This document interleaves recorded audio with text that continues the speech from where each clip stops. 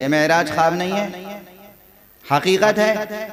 قرآن مجید میں رب اکبر نے کسی نبی کو اگر خواب دکھایا ہے تو یہ کہہ کے بیان کیا ہے کہ یہ خواب دکھایا۔ ابراہیم کو خواب دکھایا تو کہا کہ خواب دکھایا، پیغمبر کو خواب دکھایا دوسرے مقام پر تو کہا کہ خواب دکھایا، مگر سبحان الذی اسری بعبدہ، پاک اور پاکیزہ اور منزہ اور مقدس ہے وہ رب، وہ ذات جو اپنے بندے کو راتوں رات لے گئی۔ وہ پروردگار اپنا فعل بیان کر رہا ہے، نہ کہ پیغمبر کا خواب۔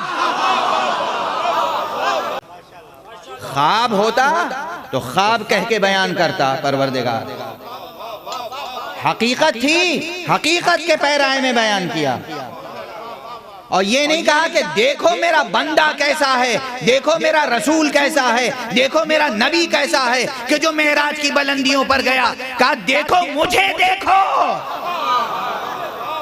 میری شان، دیکھو میں کیسا پاک اور پاکیزہ ہوں، میں اپنے بندے کو معراج کی بلندیوں پر لے گیا۔ معراج کا منکر فضیلت مصطفیٰ کا منکر نہیں، ایک فعل خدا کا منکر ہے۔ اور اسی لیے حضرت امام صادق علیہ السلام نے ارشاد فرمایا ہے کہ عمدن جان بوجھ کر معراج کا انکار کرنے والا کافر ہے۔ کفر کے مراتب ہیں، کیوں کافر ہے؟ خدا کو جھٹلا رہا ہے۔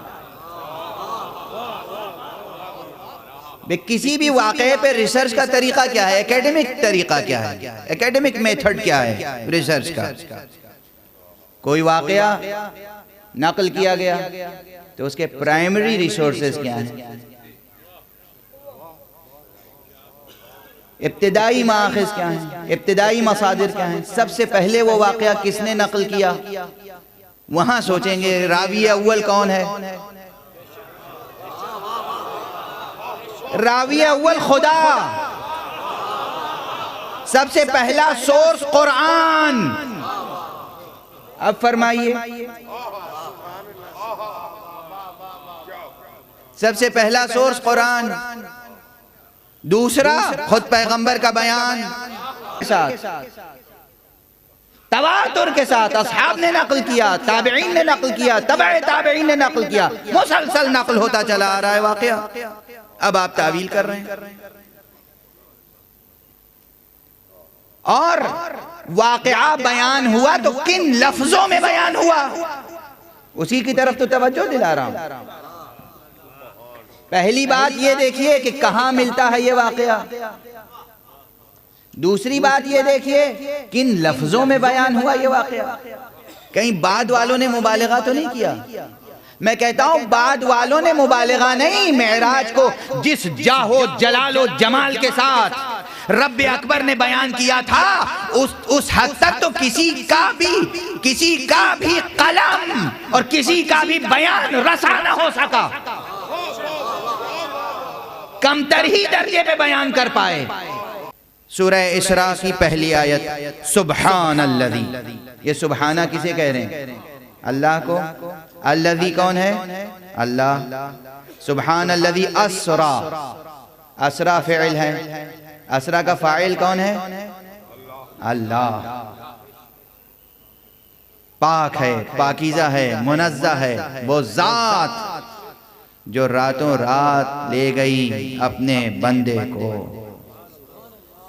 کہاں لے گئی؟ اسرا بعبدہ لیلاً۔ اسرا کے معنی ہی ہیں رات میں سفر کرنا، تو جب اس میں رات میں سفر کرنے کا مفہوم موجود ہے تو پھر لیلاً دوبارہ کیوں کہا؟